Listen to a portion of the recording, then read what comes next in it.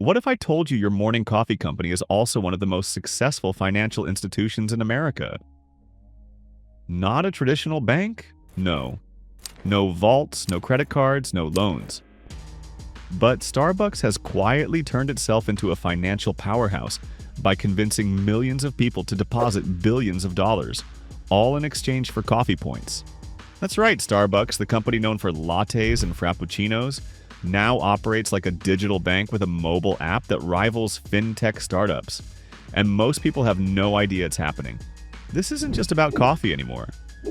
This is about data, digital wallets, and a business model that makes Starbucks more than a cafe. It's a case study in modern banking without a banking license.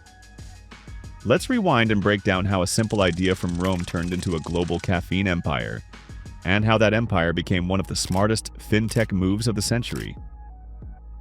Long before mobile orders and AI-generated cold brews, Starbucks started with something much simpler: a trip to Rome.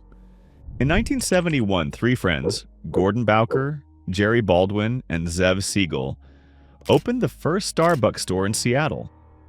But it wasn't the cozy cafe we know today. Starbucks originally sold coffee beans, not drinks. You couldn't even buy a cup of coffee there. Just bags of beans, grinders, and the equipment to make your own brew at home. The idea was inspired by Bowker's travels through Europe, particularly Italy, where he noticed the cultural reverence for coffee, especially in Rome. Coffee wasn't just a drink there, it was an experience, a ritual, a pause in the day. That seed of inspiration would lie dormant until a young marketing executive named Howard Schultz walked into the picture.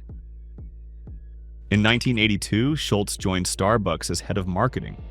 On a business trip to Milan, he had a transformative moment.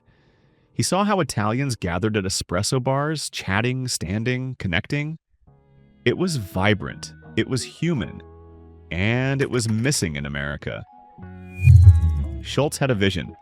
Starbucks shouldn't just sell coffee beans, it should sell the coffeehouse experience.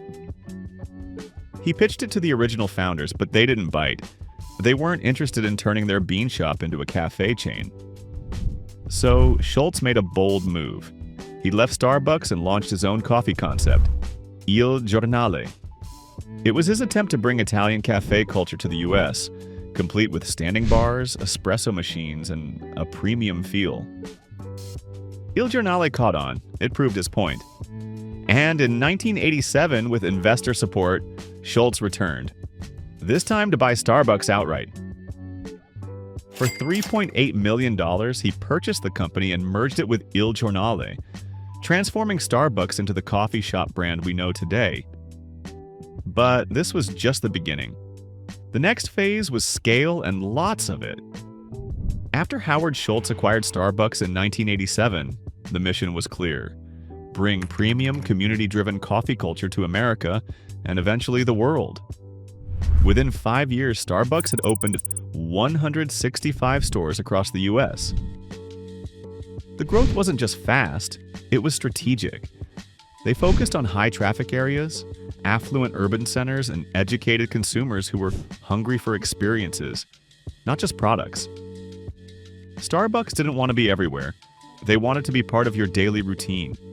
But then came the global leap. In 1996, Starbucks opened its first international store in Tokyo, Japan. It was a bold move, launching a Western coffee brand in a tea-dominated culture. But it worked. Japanese consumers didn't just accept Starbucks, they embraced it. The stores became a status symbol, a cool, aspirational place to hang out, study, or hold meetings. That success laid the foundation for Starbucks' international expansion. One store in Japan turned into thousands across Asia, the Middle East, Europe, and Latin America. By the early 2000s, Starbucks was opening up to 7 stores per day. But with that kind of speed came a problem: brand dilution. As the company scaled, critics began to notice a drop in quality. Baristas were rushed. Stores started to feel more like fast food chains than premium cafes. The third place experience, that cozy space between work and home, was getting lost in the rush to conquer the globe. Howard Schultz, who had stepped down as CEO in 2000, returned in 2008 to fix what had gone wrong. He shut down over 600 underperforming stores, retrained baristas, and refocused on what made Starbucks special: the experience. And then something game-changing happened: the Starbucks app. Launched in 2011, the Starbucks app wasn't just another payment tool. It was a loyalty platform, a data goldmine, and a Trojan horse for financial innovation.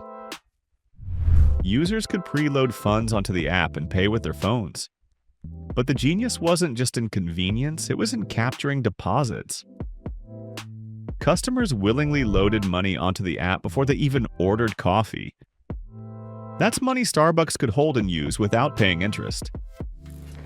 By 2020, Starbucks had over $1.6 billion in stored value on its app and gift cards, more than some US banks had in customer deposits.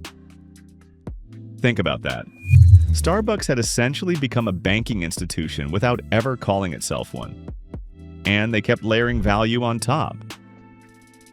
The Starbucks Rewards program, integrated with the app, gamified the entire customer experience. Buy coffee, earn stars. Earn enough stars, get free drinks or food. Limited time promotions and double star days made the app addictive. Users weren't just ordering coffee, they were playing a game. That's when mobile ordering took off.